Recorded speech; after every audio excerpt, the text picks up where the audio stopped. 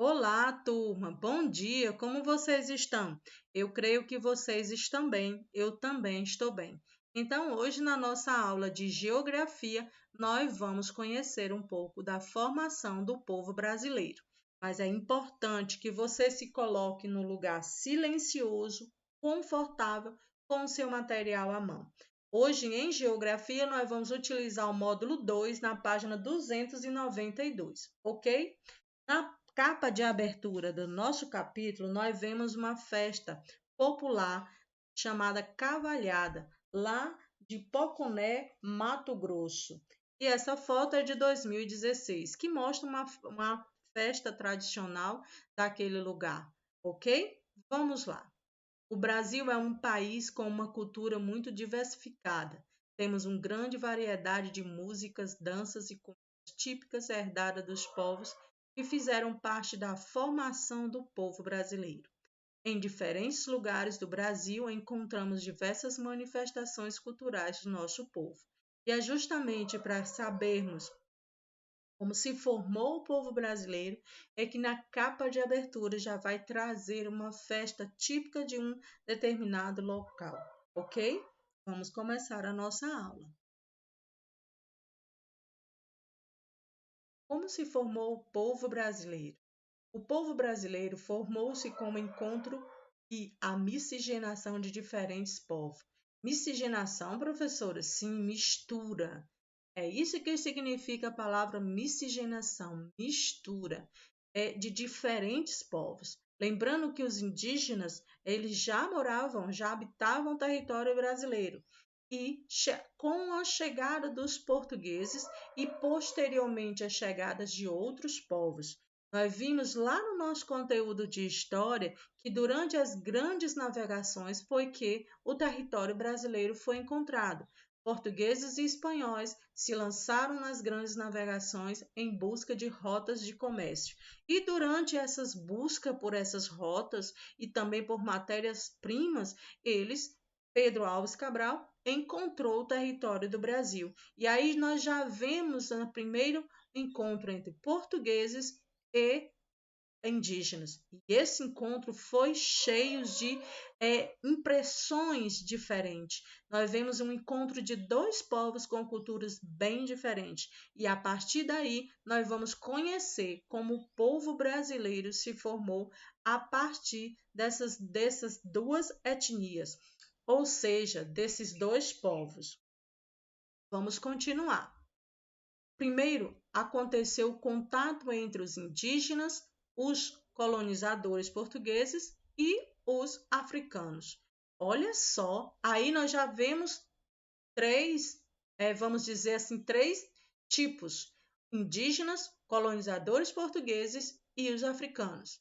Depois, imigrantes de diferentes países, principalmente da Europa, participaram do processo de formação do povo brasileiro. Então, eu gostaria de convidar vocês a sublinhar aí no livro de vocês: indígenas, colonizadores portugueses e africanos. Imagine que esses são os três primeiros tipos que a partir daí vai dar a formação do povo brasileiro. Como ele diz no próprio texto, depois imigrantes de diversos países, principalmente da Europa, participaram do processo de formação do povo brasileiro. A seguir, vamos conhecer um pouco sobre esses povos. Os indígenas. Vamos lá. Antes da chegada dos colonizadores portugueses em 1500, nas terras que atualmente correspondem ao Brasil, existiam diferentes povos indígenas. Estima-se que, nessa época, havia em torno de 2 a 5 milhões de indígenas nessas terras. Você pode se perguntar assim: nossa, quantos indígenas, não é? E aí vem uma outra: e cadê? Onde estão esses povos? Vamos saber o que foi que aconteceu? À medida que ocorreu o contato com os colonizadores, a população indígena começou a diminuir consideravelmente. Esses povos passaram a ser escravizados, mortos em conflitos ou contraíram doenças trazidas pelos portugueses.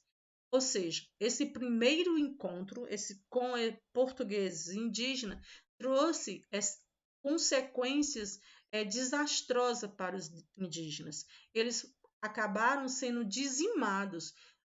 Quando não por doença, eles entravam em guerra por não aceitarem ser escravizados. Afinal de contas, os indígenas que já habitavam o território brasileiro, eles tinham toda uma rotina. E aí chega um outro povo e aí estabelece a eles uma nova rotina, e uma rotina totalmente adversa àquela que era costumeira dos indígenas.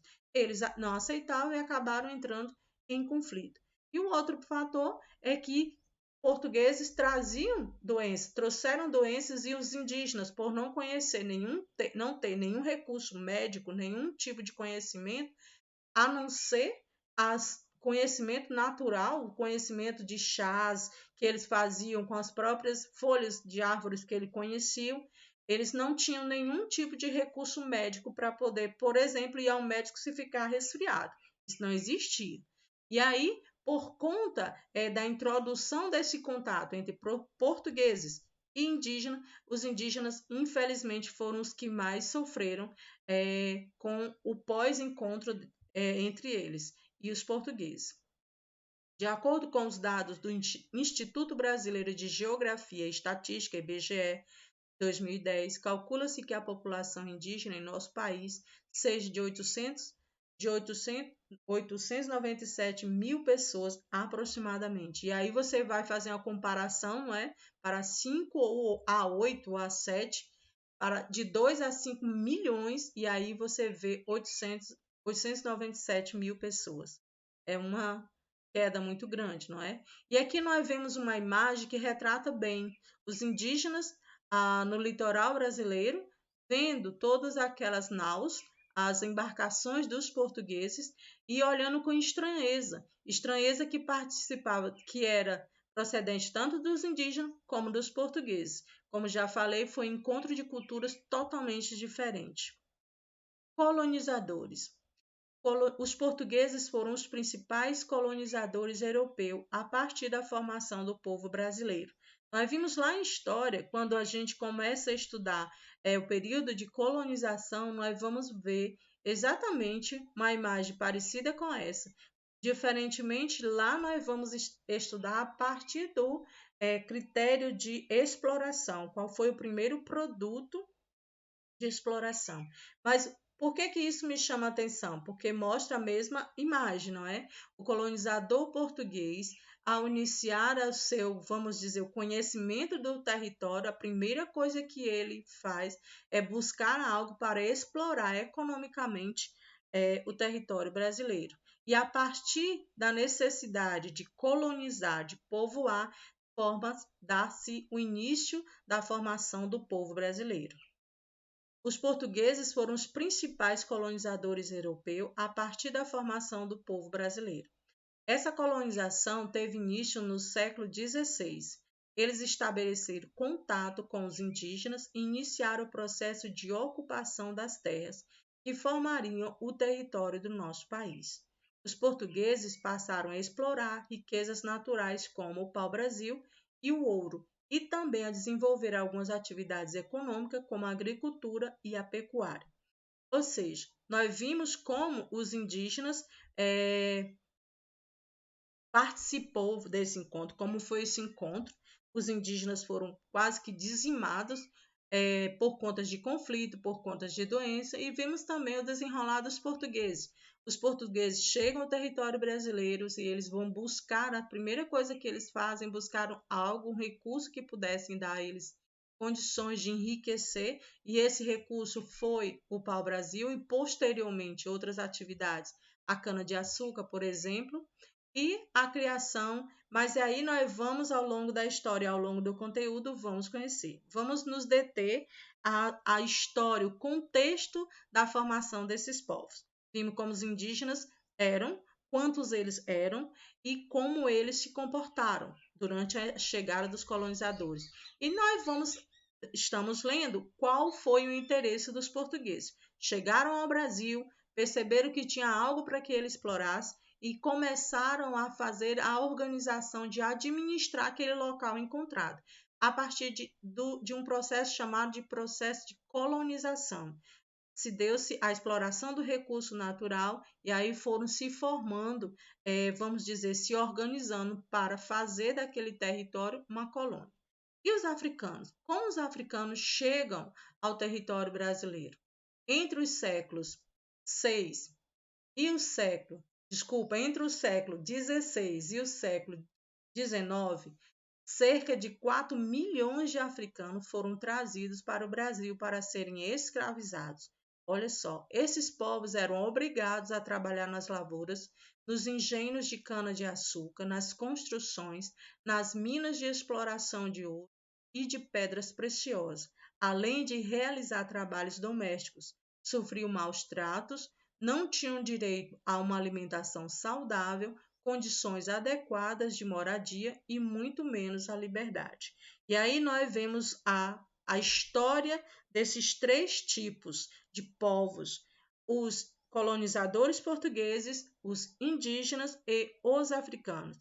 São os 3 tipos de povo que nós vamos, a partir daí, vão ser formado o povo brasileiro. Quilombos e quilombolas. O que é isso? Quilombos, os locais de refúgio mais procurados pelos africanos escravizados que escapavam dos maus tratos e do trabalho forçado, eram os quilombos. Nesses locais, os africanos se abrigavam e criavam novas relações sociais. Ou seja, os quilombos eram áreas de refúgio onde eles podiam viver, entre aspas, como viviam lá na África, com a sua maneira de organizar, com a sua cultura, com os seus rituais. E os negros, eles saíam dos lugares onde estavam justamente como uma forma de dizer: não, eu não aceito ser tratado dessa forma, trabalhar dessa forma. E os quilombos eram esse refúgio, esse local onde eles poderiam viver, entre aspas, como eles viviam na África.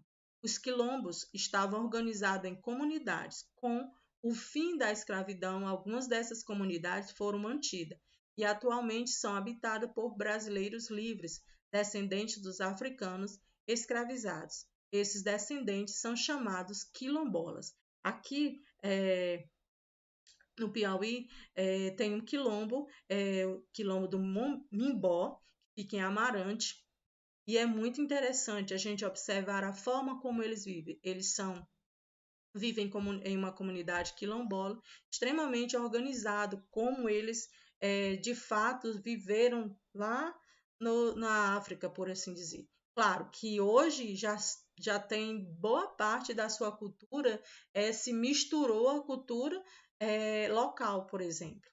Os quilombolas preservam parte da cultura africana, como culinária, danças, música, religião e atividades econômicas, como agricultura. Exatamente. Atualmente, segundo a Fundação Cultural Palmares, são reconhecidas mais de 3.300 comunidades quilombolas em nosso país. E olha só aqui no Piauí, olha só. Qual o estado que concentra o maior número de comunidades quilombola? E aí você vai observar nesse mapa e vai responder, ok, meus amores? Então vamos continuar. Outros povos. Nós vimos que os 3 primeiros tipos foram os colonizadores portugueses, os indígenas e os africanos. Como esses outros povos chegaram ao Brasil? Outros grupos de imigrantes também participaram da formação do povo brasileiro. Entre eles estão italianos, portugueses, espanhóis, japoneses, alemães, sírios, libaneses e turcos. Esses povos vieram para o Brasil principalmente entre os anos de 1870 e 1950, em busca de oportunidades de emprego, de melhores condições de vida. Estima-se que nesse período nosso país recebeu aproximadamente 4 milhões de pessoas. Atualmente, o Brasil continua recebendo imigrantes vindo de várias partes do mundo, porém em menor número, como os haitianos, coreanos, bolivianos e os venezuelanos. Vamos lá. E olha só a apresentação típica da Bolívia, de uma dança da Bolívia realizada na cidade de São Paulo.